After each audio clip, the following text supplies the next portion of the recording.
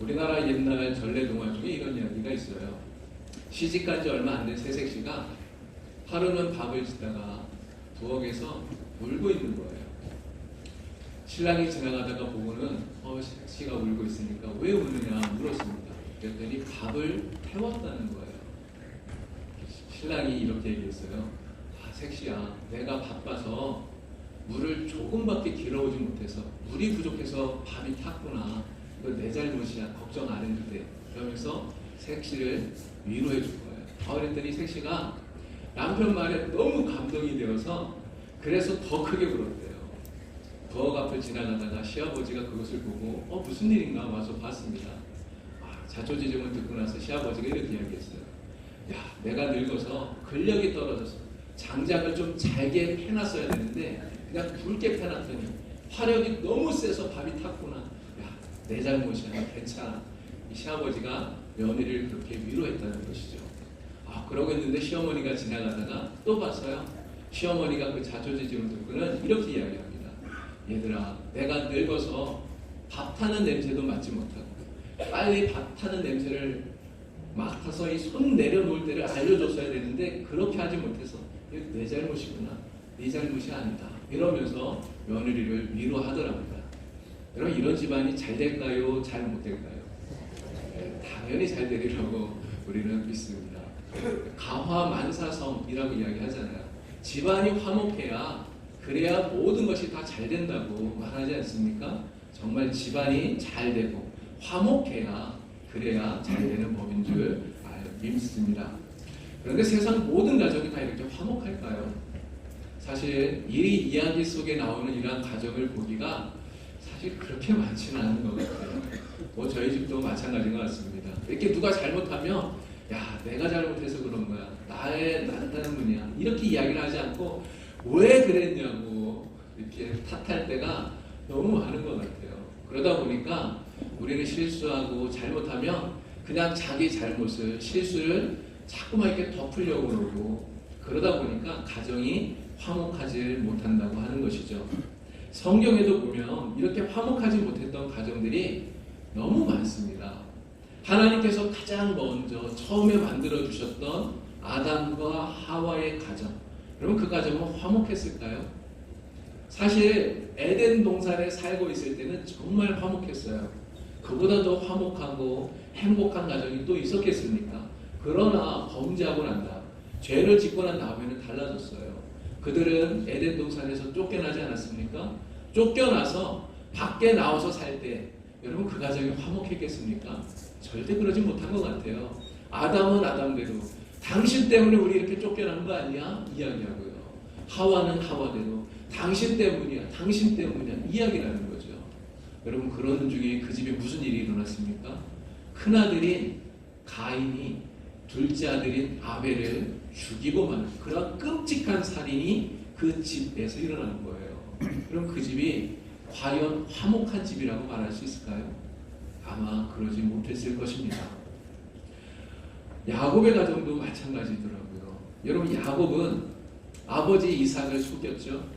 그리고 형을 속여서 형이 받아야 할 그러한 축복을 가로챘습니다. 그것 때문에 결국은 집에서 나와서 외삼촌 집에서 20년을 살아야 했는데요. 그 20년을 사는 동안 그래도 하나님께서 야곱에게 어마어마한 복을 주셨어요. 아내가 무려 4명이나 되었습니다. 외삼촌 라반의 딸 2딸과 그리고 시녀인 그 2시녀까지 4명의 아내를 얻어서 자녀들을 낳았는데요. 모두 10아들 그리고 딸 하나 이렇게 나왔어요. 이 야곱이 외삼촌의 집에 갈 때는 혼자 가지 않았습니까? 그런데 지금 무려 18명이나 되는 그런 대가족을 이루게 된 거예요. 하지만 가장 사랑했던 아내 라헬이 죽었죠. 라헬이 죽고 나니까 그 사랑했던 아내가 낳은 아들 요셉을 야곱은 편애합니다. 그래서 색동옷을 지어서 이 요셉에게만 입히고 이렇게 하잖아요. 근데 무슨 일이 벌어집니까? 이것 때문에 형들이 시기하잖아요. 이게 편애가 가지고 온 그 가정의 불화가 정말 어마어마한 고통으로 야곱에게 다가왔다는 것이죠. 형들은 그렇게 편애를 하는 그 요셉이 죽이도록 미웠던 거예요. 그래서 어떻게 합니까? 죽이려고 했는데 차마 죽이지는 못하고 결국은 동생을 팔아버렸어요. 야곱은 하나님의 은혜로 아내들을 얻고 자식들도 얻고 대가족을 얻었지만 결국은 자신의 이 편애로 인해서 가족들은 불황하게 되고 그리고 자신은 말로 할 수 없는 끔찍한 고통을 당하게 되었다는 겁니다. 여러분, 이 야곱의 집이 정말 평안하고 화목한 집이라고 말할 수 있을까요? 그렇지 못하다고 하는 것이죠. 그런데 이렇게 화목하지 못한 가정의 문제가 비단 아담의 가정이나 야곱의 가정만의 이야기가 아니라는 거예요. 오늘 우리가 살고 있는 이 시대에 이 세상 속에 있는 많은 가정들이 이렇게 화목하지 못한 이러한 가정 불화로 인해서 슬픔을 겪는 모습들을 너무나 많이 보고 있다고 하는 것입니다. 약 3년 전에 부산에 있는 기장의 한 아파트에서요, 가스 폭발하는 사고가 일어나게 되었습니다. 이 사고 때문에 주민 6명이 부상을 입었고요. 150명이 대피하는 그런 소동이 벌어지게 되었어요. 근데 이 사고의 원인이 바로 가정 불화였습니다. 아내와의 이 불화를 견디지 못한 남편이 그걸 참지 못해서 그냥 자살해 죽어야 되겠다 싶어가지고요, 집에서 가스밸브를 잘라버린 거예요. 근데 시간이 한 3시간 정도 지났는데 죽지를 않아요. 그러니까 이 남편이 화장실에 앉아서 담배를 피우려고 라이터를 켰던 거예요. 근데 그 순간 어떻게 됐겠습니까? 집안에 가스가 탁탁 차 있다가 그냥 그게 폭발해 버렸던 것이죠. 서울에서는 이런 일도 있었다고 합니다. 아내와 딸이 가출을 했는데 아내와 딸이 가출했다는 그 이유 때문에 부녀자들에게 복수해야지 이런 앙심을 푸는 이 사람이 그냥 생명부재, 전혀 모르는 사람들인데요, 지나가는 행위를 아무런 이유도 없이 살해한 이런 끔찍한 사고가 일어났다고 하는 거예요. 서로 사랑해서 행복하자고 결혼하잖아요. 그렇게 가정을 만들어요. 행복한 가정, 평화로운 가정, 화목한 가정을 만들어야 되는데 행복하지 못한 가정이 너무나 많다는 것입니다. 가정 불화, 가정 폭력 이러한 것 때문에 해체되어지는 가정들이 너무 많다고 하는 것이에요. 그런데요, 이렇게 가정이 불화한 것, 부부가 불화한 이것 때문에 가장 큰 피해를 받는 사람은 누구일까요? 여러분, 누가 피해를 받을까요? 결국 그 피해는 자녀들에게 돌아가는 것입니다. 자녀들이 집에 가면 엄마 아빠가 매일같이 싸워요. 매일같이 다투어요. 여러분, 자녀들이 그러한 집에 가고 싶을까요? 집에 들어가면 매일같이 싸우는 소리가 난무하는데 그 집에 들어가고 싶겠습니까? 그러다 보니까 가출하는 청소년들이 해마다 급증하고 있다는 거예요. 그런데 더 큰 문제는 이렇게 가출하는 청소년들이 자기 생활비, 유흥비 이러한 것들을 벌기 위해서 범죄로 이어지는 경우가 많다는 겁니다. 또 성폭력이나 성매매 같은 이러한 범죄의 표적이 되기도 한다고 하는 것이죠. 결국 가정의 불화, 이 가정의 불화는 우리 사회 전체의 심각한 문제로 나타나게 된다고 하는 것입니다. 그래서 가정이 행복한 것이, 가정이 화목한 것이 정말 무엇보다 중요하다 하는 것을 우리는 다시 한 번 더 생각해 보게 됩니다. 특별히 우리 예수 믿는 사람들의 가정은 더 화목해야 돼요. 예수 믿는 사람들의 가정은 더 행복한 가정이 되어야 됩니다. 왜 그럴까요? 세상 많은 사람들이, 믿지 않는 사람들이 우리 가정을 보고 있기 때문에 그래요. 우리 예수 믿는 사람들의 가정을 보고 있기 때문에 그렇습니다. 그래서 그들의 입속에서 저 집은 왜 저렇게 화목하지? 야, 알고 보니까 저 집 예수 믿는 집이구나, 이런 말이 나올 수 있도록 우리가 만들어야 된다고 하는 것입니다. 우리가 그런 말을 들어야 되지 않겠습니까? 저와 여러분들의 가정이 정말 세상 모든 사람들이 부러워할 만큼 화목한 가정을 만들어가는 여러분들 다 될 수 있기를 간절히 바랍니다. 또한 우리 교회가 화목한 교회가 되어야 돼요. 역시 세상 사람들이 우리 교회를 보고 있기 때문에 그렇습니다. 그런데 너무나 안타까운 것이 있어요. 지금까지 교회들이 세상 사람들에게 화목한 모습을 보여주기보다 다투고 분쟁하고 싸우는 이런 모습들을 너무나 많이 보여주었다는 거예요. 어떤 두 사람이 버스 안에서 심하게 다투었대요. 여러분, 그 버스 안에 좁은 공간인데 막 거기에서 말다툼을 심하게 하고 그렇게 하니까 그 버스 안에 타고 있는 다른 사람들이 어땠겠습니까? 얼마나 불편했겠어요. 결국 참다 못한 한 아주머니가요, 다음 정거장에 버스가 딱 서니까 자기 내릴 자리도 아닌데 그냥 내려버린 거예요. 근데 내리다가 뒤를 돌아보면서 그 싸우고 있던 두 사람에게 이렇게 얘기했대요. 아니 여기가 교회인 줄 알아. 이렇게 얘기했대요. 그러면 이게 무슨 말입니까? 이게 무슨 이야기가 아니에요. 정말 가슴 아픈 이야기 아닌가요? 얼마나 서글픈 이야기입니까? 어떻게 교회가 싸우는 자리라고, 싸우는 곳이라고 세상 사람들에게 그렇게 인식이 될 수가 있습니까? 세상 사람들에게 교회는 싸우는 곳이다. 우리가 그렇게 보여주었다면 정말 우리는 하나님 앞에 회개해야 되는 것이죠. 우리 주님은 정말 슬퍼하실 것이다. 그렇게 생각이 됩니다. 여러분, 우리 봉산교회는 어떤 교회가 되어야 될까요? 세상 사람들이 우리 봉산교회를 볼 때, 야, 진짜 봉산교회는 화기애애하고 기쁨이 넘치는 진짜 화목한 교회구나. 사람들이 그런 말을 할 수 있는 그런 교회가 되어야 되지 않겠습니까? 화기애애한 교회가 되어야지. 화기애매한 교회가 되면 그럼 큰일 나는 거죠. 오늘 우리 교회가 정말 세상 사람들에게 화목한 교회로 비추어질 수 있도록, 그렇게 보여질 수 있도록 그러한 교회를 만들어가는 저와 여러분들이 다 될 수 있기를 우리 주님의 이름으로 간절히 축원을 드립니다. 여러분, 앞서 이야기한 야곱의 가정을 생각해 보세요. 야곱의 가정은 형제들 간의 그 심각한 불화로 인해서 동생을 종으로 팔아버렸어요. 여러분, 그 이후에 어떤 일이 벌어졌습니까? 오랜 시간이 흐른 후에 형제들은 다시 화해하게 되죠. 그리고 화목한 가정을 만들게 되었습니다. 여러분, 이 야곱의 가정에 어떻게 이 화목함이 다시 이루어지게 되었을까요? 어떻게 평화가 찾아오게 되었을까요? 이유는 두 가지. 하나는 형들이 잘못을 뉘우쳤기 때문입니다. 그리고 또 하나는 동생인 요셉이 그 형들을 진심으로 용서했기 때문이에요. 사실 요셉은요, 애굽에 팔려가서 그 종살이를 하는 동안 형들이 얼마나 미웠겠어요. 제가 이 요셉이라도 정말 형들 용서하고 싶지 않았을 것 같아요. 정말 요셉도 형들이 미웠겠죠. 하지만 기근으로 인해서 먹을 것을 사러 이 애굽에 내려온 그 형들을 만났을 때 그 형들이 과거의 잘못을 뉘우치고 깨닫고 있다고 하는 그 변화된 모습을 보면서 형들을 진심으로 용서해주고 그들을 받아주었던 거예요. 요셉의 이 진심 어린 용서가 불화했던 이 야곱의 가정을 화목하게 만들어 주었던 것입니다.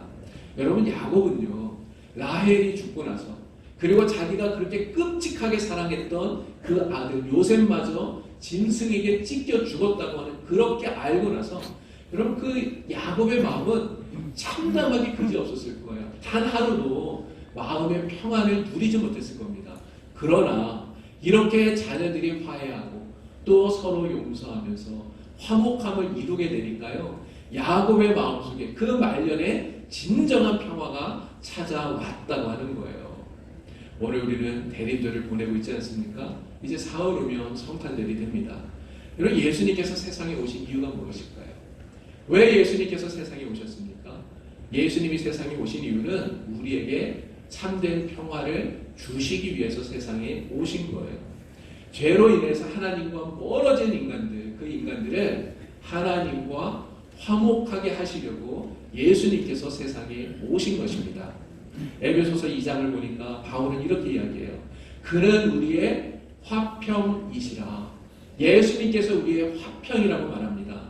둘로 하나를 만드사 원수된 것, 곧 중간에 막힌 담을 자기의 육체로 어시고 또 십자가로 이 둘을 한 몸으로 하나님과 화목하게 하셨다. 이렇게 말씀하고 있어요. 하나님과 우리가 원수되었는데, 그래서 하나님과 우리가 떨어질 수밖에 없었는데 예수님께서 우리 안에 하나님과 우리 사이에 막힌 담을 버시고 그리고 우리가 하나 되게 하시고 하나님과 우리가 화목하게 만들어 주셨다는 거예요. 그것을 위해서 예수님은 세상에 오셔서 우리의 죄를 대신 지시고 그리고 십자가에서 죽으신 것입니다.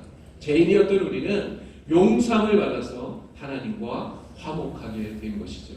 그래서 예수님께서 이 화목하게 하시려는 이 일을 위해서 세상에 오셨기 때문에 예수님이 세상에 오실 때 천사들이 그렇게 찬송을 했던 거예요. 뭐라고 찬송합니까? 지극히 높은 곳에서는 하나님께 영광, 땅에서는 하나님께 기뻐하심을 입은 사람들 중에 평화로다. 이렇게 찬양을 했었던 것입니다. 오늘 우리는 예수님 때문에 하나님과 화목함을 입은 사람들입니다. 이렇게 하나님 앞에 나와서 예배하는 자리에 있게 된 것이죠. 그렇기 때문에 오늘 우리들은 주님의 은혜에 참으로 감사하는 그러한 성도들이 다 되어야 될 줄로 믿습니다. 이제 우리 주님께서는 하나님과 이렇게 화목함을 이룬 우리에게 너희도 세상에 나가서 화목함을 이루는 자들이 되어라. 오늘 우리에게 말씀하고 계십니다. 이 화목함을 이루는데 비단 우리의 가정에서뿐만 아니라 우리가 살아가는 삶의 자리 모든 곳에서 이 화목함을 이루라고 우리 주님은 우리에게 말씀하고 계시는 거예요. 이 세상 속에서 평화를 만드는 피스메이커가 되어라. 우리 주님이 우리에게 말씀하시는 것입니다. 오늘 우리가 읽었던 말씀 가운데 18절 말씀을 우리 다시 한번 읽어보도록 하겠습니다. 18절 말씀입니다. 자, 큰 소리로 읽겠습니다. 시작.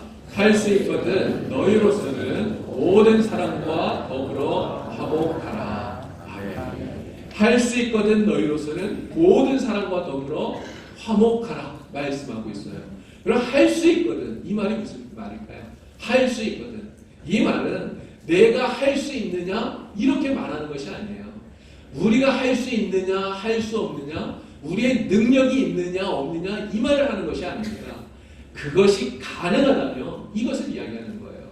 우리가 누군가와 화목하는 것이 가능하다면 이렇게 말하고 있는 것입니다. 내가 할 수 있고 없고를 떠나서 누군가와 화목하게 되는 것이 가능하다면 우리는 그것을 해야 된다고 주님 말씀하고 계시는 겁니다. 나는 싫더라도, 내가 싫더라도 그것을 해야 한다면, 그것이 가능하다면 우리는 화목하게 하는 일을 해야 된다고 예수님 말씀하시는 거죠.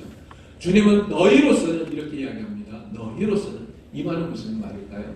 이 말은 다른 사람들과 화목함을 이루기 위해서 우리가 할 수 있는 모든 노력을 다 해야 된다. 이 말을 하고 계시는 겁니다. 또 모든 사람과 더불어 말씀하시죠. 모든 사람과 더불어. 이 말씀은 우리가 화목하게 지내려고 하는 그 대상에 제한이 없다는 거예요. 우리는 내가 좋아하는 사람과 화목하게 지낼 수 있습니다. 나에게 잘해주는 사람과 화목하게 지낼 수 있어요. 그러나 나와 가까운 사람뿐만이 아니라 심지어는 원수까지도, 정말 나를 미워하는 사람까지도 우리가 먼저 가서 그에게 손을 내밀고 그들과도 화목해야 된다. 모든 사람과 더불어 화목하라. 주님은 이렇게 말씀하고 있는 것입니다. 자, 그러면요, 우리가 이렇게 원수까지라도 화목하게 지내기 위해서 우리가 어떤 노력을 해야 될 것인가 하는 것입니다. 19절, 20절에서 우리 주님께서 그 말씀을 하고 계셔요. 19절 말씀을 보니까 뭐라고 말합니까? 우리가 직접 원수를 갚지 말고 하나님의 진노하심을 맡겨라. 이렇게 말씀하고 계시죠. 하나님은 의로우신 분이기 때문에요, 불의한 것을 그냥 내버려 두지 않아요. 불의한 것은 하나님께서 반드시 심판하시는 줄 우리는 믿습니다. 내가 원수 갚지 않아도 하나님께서 반드시 원수를 갚아주신다는 거예요. 결국 우리는 모든 것들을 다 하나님께 맡겨야 되는 것입니다. 하나님께서는 이렇게 말씀하시죠. 원수 갚는 것이 내게 있으니 내가 갚으리라. 오늘 우리는 어떻게 하라는 거죠? 원수 갚는 것은 주님께 맡기고 우리는 그들에게 나아가서 먼저 손을 내밀고 그리고 그들과 화해하려, 화목함을 이루려고 노력하라고 주님은 말씀하고 있는 것입니다. 여러분, 사실 생각해보면 여러분 진짜 원수 같은 사람 여러분 보고 싶나요? 제가 생각해봤는데 원수 같은 사람이 있으면 진짜 꼴도 보기 싫을 것 같아요. 그렇지 않습니까? 정말 그럴 것 같습니다. 솔직히 내 마음에서도 야, 나도 똑같이 원수 갚아주고 싶다, 이런 마음이 들 것 같아요. 하지만 우리는 그래서는 안 된다는 거죠. 왜 그렇습니까? 우리는 예수 믿는 사람이기 때문에 그래요. 우리가 예수 믿는 사람이 아니고 하나님을 우리가 알지 못한다면 우리는 이렇게 하지 않아도 됩니다. 굳이 원수 찾아가서 먼저 손 내밀지 않아도 돼요. 그러나 우리는 예수님을 믿는 사람들이기 때문에, 하나님을 믿는 사람들이기 때문에 그래서 가서 손을 내밀어야 된다는 것이죠. 그리고 가서 먼저 화해해야 된다고 하는 것입니다. 예수를 믿는 사람들이기 때문에 그래요. 원수 갚는 것을 주님께 다 맡길 수 있는 여러분들이 되기를 바랍니다. 먼저 손을 내밀어서 용서하고 화목함을 이루어가는 여러분 모두가 되기를 우리 주님의 이름으로 간절히 축원을 드립니다. 20절 말씀을 보니까 더 어려운 이야기를 해요. 원수가 어려운 형편에 처하면 오히려 도와주라는 거예요. 그럼 원수 갚는 것을 하나님께 맡기는 정도가 아니라 더 적극적으로 원수가 줄이면 먹이고 목마르면 마시게 하라. 우리 주님께서는 이렇게 말씀하고 있는 것입니다. 원수가 어려움을 당할 때 어떻게 하라고요? 오히려 그에게 친절을 베풀어 주어라. 이게 우리 주님이 오늘 우리에게 하고 계시는 말씀이에요. 그렇게 함으로써 원수의 머리에 숯불을 쌓아놓는 것이 되리라 주님께서 말씀했습니다. 그럼 원수의 머리에 숯불을 쌓아놓는다는 이 말이 무슨 의미일까요? 제가 주석을 이렇게 찾아봤더니요, 이런 이야기더라고요. 옛날, 지금은 우리가 불이 이렇게 쉽게 우리가 불을 만들 수 있기 때문에 그렇게 불씨가 중요하지 않지만 옛날에 그렇지 않았지 않습니까? 난방과 취사를 위해서는 불씨가 정말 중요했어요. 그런데 그러한 시대에 불씨를 꺼뜨리면 어떻게 되겠습니까? 정말 큰일이 나잖아요. 그런데 이 불씨를 꺼뜨린 누군가가 있다면 그 사람에게 불씨를 빌려주는 거예요. 정말 불씨가 소중한 그 시대에 불씨를 빌려주는 것은 그 사람에게 최고의 친절을 베푸는 것이라는 것이죠. 바로 그것을 이야기하고 있는 것입니다. 내 원수가 그러한 어려움을 당하고 있다면 그에게 우리가 베풀 수 있는 최고의 친절을 베풀어 주어라. 주님은 말씀하고 있는 것입니다. 사실 미운 사람에게 친절을 베풀기 매우 어렵습니다. 여러분, 친절이 아니라 정말 말 한마디도 곱게 나가기가 쉽지 않아요. 하지만 우리는 그렇게 해서는 안 되는 것이죠. 그렇게 해서는 안 되는 것이 아니라 정말 미운 사람이라 할지라도 우리가 그들을 친절히 대하고 그들에게 공손히 이야기하고 그들을 대해줘야 됩니다. 왜 그렇게 해야 됩니까? 우리가 예수 믿는 사람이기 때문이에요. 예수 믿는 사람이기 때문에 우리가 이렇게 해야 된다는 거죠. 여러분, 다른 이유가 없어요. 다른 이유가 있는 것이 아닙니다. 예수님이 우리에게 말씀하셨기 때문이에요. 예수님께서 이렇게 하라고 우리에게 명령하고 계시기 때문에 그런 것입니다. 예수를 믿는 사람이고 또 그렇게 하는 것이 하나님을 믿는 사람으로서 당연한 삶의 모습이기 때문에 오늘 우리는 이렇게 살아야 되는 것입니다. 그리고 우리가 이렇게 친절을 베풀면 이러한 친절이 원수라도 화목함을 만들 수 있게 된다는 것을 믿기 때문에 우리는 이렇게 해야 되는 것입니다. 오늘 주님 말씀대로 비록 원수라도 적극적으로 도와줄 수 있는 여러분들이 되기를 바랍니다. 정말 원수일지라도 친절하게 대하고 부드럽게 말할 수 있는 여러분들이 되길 바랍니다. 그래서 이 세상 모든 사람들과 화목함을 이루어갈 수 있는 여러분들 되기를 우리 주님의 이름으로 간절히 축원을 드립니다. 아시시의 성자라고 불리는 성 프란시스라고 하는 성자가 있죠. 평화의 기도라고 하는 정말 유명한 시를 남겼는데요. 우리 화면을 보면서 그 평화의 기도를 다 같이 함께 읽어보도록 하겠습니다. 평화의 기도 다 같이 우리 같이 함께 읽겠습니다. 자, 시작. 주님, 저를 평화의 도구로 써주소서. 믿음이 이웃 있는 곳에 사랑을, 다툼 있는 곳에 용서를, 분열 있는 곳에 일치를, 의욕 있는 곳에 신앙을, 그릇됨 있는 곳에 진리를, 절망 있는 곳에 희망을, 어둠 있는 곳에 빛을, 슬픔이 있는 곳에 기쁨을 가져오는 자 되게 하소서. 위로받기보다는 위로하며, 이해받기보다는 이해하며, 사랑받기보다는 사랑하게 하여 주소서. 아멘.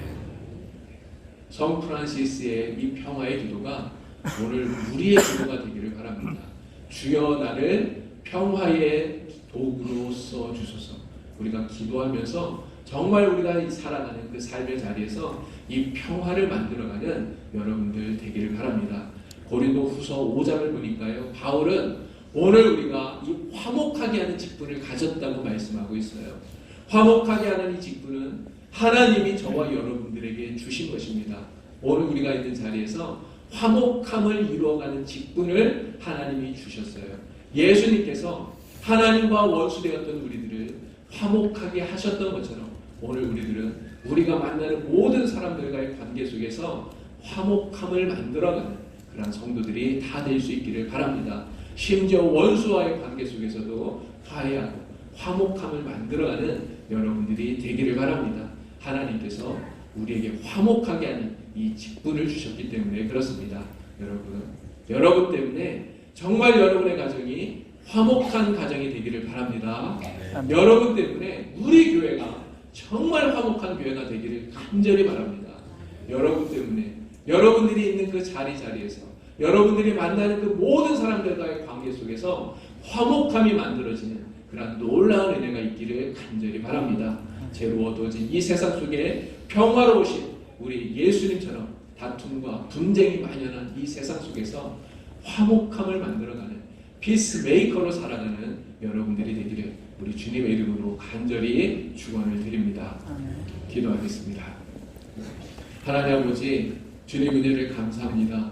우리 주님께서는 하나님과 원수된 우리를 하나님과 화목하게 하시려고 세상에 오셨습니다. 그리고 우리를 하나님과 하나 되게 하여 주시고 화목하게 하여 주시고 하나님 우리 안에 평화를 이루어 주셨습니다. 오늘 우리 주님처럼 저희들도 우리가 있는 자리에서 이러한 화목함을 만들어 나가는 화목하게 하는 직분을 잘 감당하는 주의 성도들이 되게 하여 주시옵소서. 우리의 가정이, 우리의 교회가, 우리의 삶의 자리에서 이러한 화목함이 있을 수 있도록 하나님 도와주시옵소서. 그래서 예수님과 함께 동행하는 정말 예수님 때문에 기쁘고 행복한 우리의 삶이 될 수 있도록 하나님 도와주시옵소서. 예수님의 이름으로 기도드리옵나이다. 아멘.